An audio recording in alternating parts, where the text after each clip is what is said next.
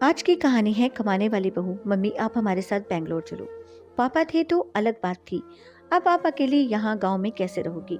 बेटे अनिल ने कहा तो मैं असमंजस में पड़ गई। हार्ट अटैक से हुई इनकी अचानक मौत से मैं अपने आप को लाख कोशिश के बाद भी संभाल नहीं पा रही थी। 12 दिन हो जाने से सभी मेहमान चले गए थे।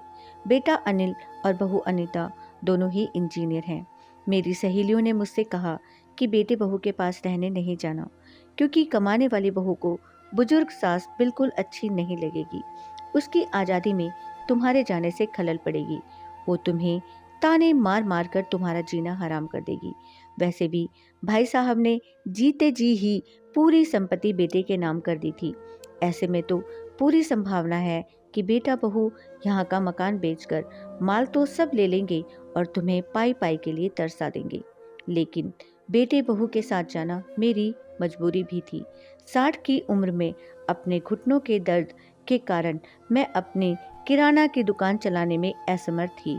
12 दिन के कार्यक्रम का पूरा खर्चा बेटे ने ही किया, लेकिन छोटे मोटे खर्च के लिए बेटे के आगे हाथ फैलाना मुझे ठीक नहीं लगा और जो थोड़े बहुत पैसे हमने जमा कर रखे थे वह खर्च हो गए। अब हालात ये थे कि मेरे पास 100 रुपए भी नहीं थे। असमंजस में मैं अनिल को कोई जवाब नहीं दे पाई। इतने में अनीता ने कहा, मम्मी जी बताइए कौन कौन सी साड़ियाँ रखनी है, मैं आपका सूटकेस पैक कर देती हूँ। अनीता के ऐसा कहने पर मैं कुछ बोल नहीं पाई और चुपचाप इन लोगों के साथ बेंगलोर आ गई। अनिल और अनीता दोनों ही मेरा पूरा ख्याल रखते, सभी साथ में ही खाना खाते। अनीता मेरी पसंद के हिसाब से खाना बना देती। दोनों की यही कोशिश रहती कि मुझे इनकी याद न सताए, मैं खुश रहूं। 8 साल का पोता चिंटू तो दादी माँ कहकर मेरे आगे पीछे घूमता रहता है। मैं कोई भी चीज के लिए बोलती हूँ तो वो चीज मुझे बराबर लाकर दे देते हैं। ये सब देखकर मेरे मन को बहुत शांति मिल रही थी।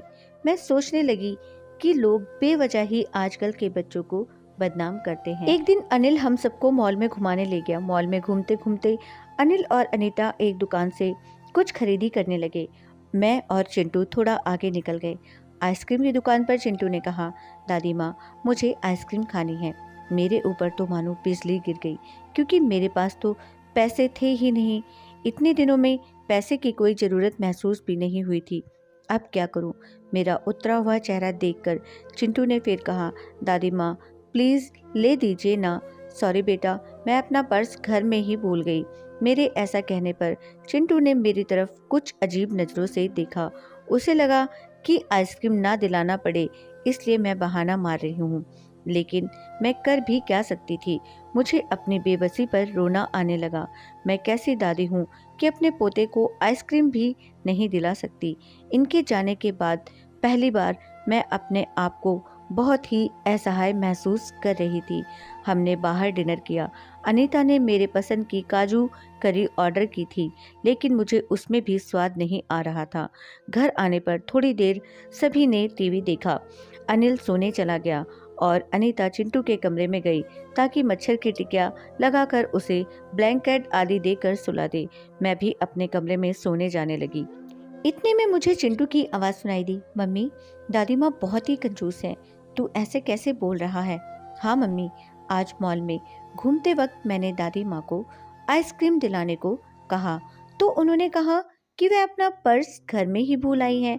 कितना अच्छा है ना मम्मी कि बाहर जाओ तो पर्स ही साथ में ना ले जाओ, तो कुछ खर्चा ही नहीं होगा। कंजूस दादी माँ। ये क्या है चिंटू? दादी माँ के लिए ऐसा बोलते वक्त तुम्हें जरा भी विचार नहीं आया? क्या तुम उनके दुख को समझ सकते हो कि वो फिलहाल कितने दुख में हैं? दादी माँ को क्या दुख है? बेटा, अभी तक दादी माँ और दादाजी गांव में एक साथ रहते थे। अब अचानक दादाजी हम सबको छोड़कर चले गए। जिस व्यक्ति के साथ हम 24 घंटे रहते हैं, साथ में उठते बैठते हैं, साथ में खाना खाते हैं, अपना दुख सुख शेयर करते हैं, वो ही व्यक्ति अचानक हमसे बहुत दूर चला जाता है तो कितना दुख होता है, ये अभी तुम नहीं समझ सकते। सोचो, अचानक तुम्हारे मम्मी पापा तुमसे बहुत दूर चले जाएं, इतनी दूर कि कभी वापस ना आए, तो क्या तुम्हें दुख नहीं होगा? नहीं मम्मी, मैं आप लोगों के बिना एक पल भी नहीं रह सकता। बेटा, फिर सोचो, दादी माँ दादाजी के बिना कैसे रह रही होंगी। ऐसी स्थिति में यदि वो अपना पर्स घर में भूल गई तो तुमने उन्हें कंजूस तक कह दिया। तुम्हें तुम्हारे प्रति उनका प्यार नजर नहीं आया। दोस्तों, हर कमाने वाली बहू बुरी नहीं होती। इस कहानी से हमें यही सीख मिलती है। यह थी हमारी आज की कहानी। उम्मीद करती हूँ आपको पसंद आई होगी। आपका क्या कहना है इस कहानी के बारे में, हमें कमेंट करके ज़रूर बताइएगा। वीडियो को लाइक करके चैनल को सब्सक्राइब करना मत भूलिएगा प्लीज़। मेरा चैनल नया है, मुझे सपोर्ट कीजिए। आपका कीमती समय देने के लिए दिल से शुक्रिया।